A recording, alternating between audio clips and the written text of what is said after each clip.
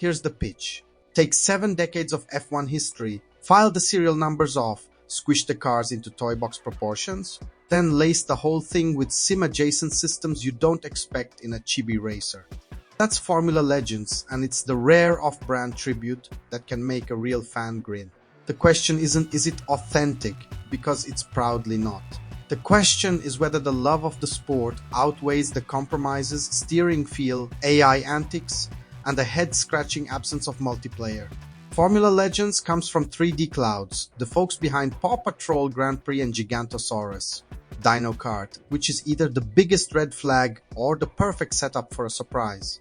Release landed September 18, 2025 across PC, PS5, Xbox Series and Switch. The career spans the 60s through the 2020s, with each decade split into mini-eras. It's unlicensed, so no official teams or drivers, but the parody game is strong. You're dicing with Lewis Hamilton in a Whitehorn, staring down Charlie Lacreme for Will Win, and trying not to laugh when Oswald Pastry sends it around the outside. The tracks are homages with era variants, vintage hay bales and fields, classic CRT-washed 80s, 90s layouts, modern curbing and glass. Belgium's faux spa morphs across decades. Germany goes from Forest Marathon to GP Loop. Australia winks at Adelaide before it winks at Albert Park. You can jump around time rather than grind strictly chronological championships. So there's always a new flavor to unlock without a 70-year slog. Here's where the sources agree.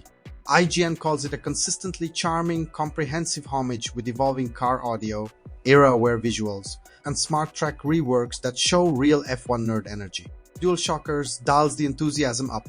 It's made by F1 nerds for F1 nerds, and under the toy sheen there's surprising depth, manual drag reduction, deployable battery for overtakes, slipstreaming, tire compounds that actually matter, weather that forces line choices, and pit strategy punctuated by a quick QTE for a clean stop.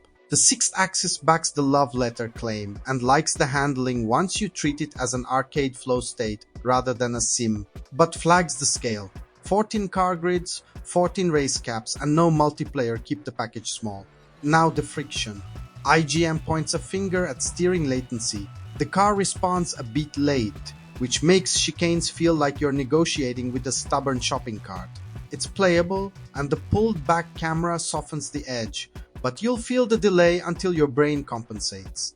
They also hit the AI for inconsistency. Normal can be a pushover on one circuit, then godlike on the Monaco analog, and contact can hijack your line like you just ceded steering to the other guy. You can't tweak difficulty mid-championship, which makes outlier tracks more annoying than they need to be. DualShockers is more forgiving on handling and AI, starting on easy, growing to normal and hard. They found the climb satisfying, but still admits the mode suite is thin and the content begs for multiplayer or at least leaderboards. The sixth axis flat out dings the missing versus options and warns Switch players about visible pop-in and reduced resolution. On PS5 they're happy with clarity, but the Switch build looks like a compromise you can feel. And yes, there's a modern engine sound dropout bug on some platforms right now. It's fixable, but it's there. Let's talk strengths, because there are plenty. The era-by-era curation is excellent. Visual filters do more than sepia, they situate you. The car audio changes per decade, and you can tell exactly when the V10s arrive because your spine remembers them. The AI can be overzealous, but having tire wear, weather, and battery deployment layered into a pick-up-and-play racer gives you satisfying choices every lap. Do you stretch mediums for a late softs blitz? Burn battery to defend or save it to pair with WRS and slingshot?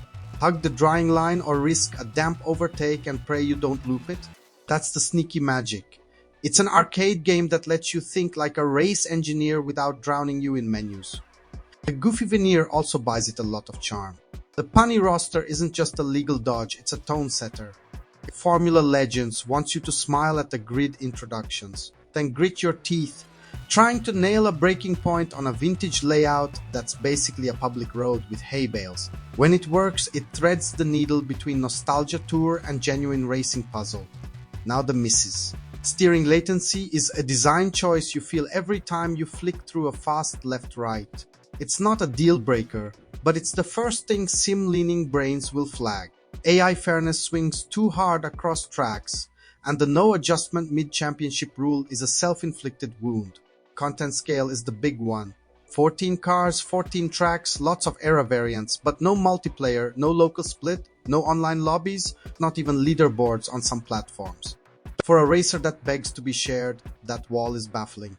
Presentation hiccups, pop-in, occasional audio bugs are forgivable in an indie, but they add up if you're on the most compromised platform. So who is this for? If you adore the history of F1 and like your racing spicy but not sim punishing, this is catnip. It's the rare forever game you can boot for a 20-minute dopamine lap.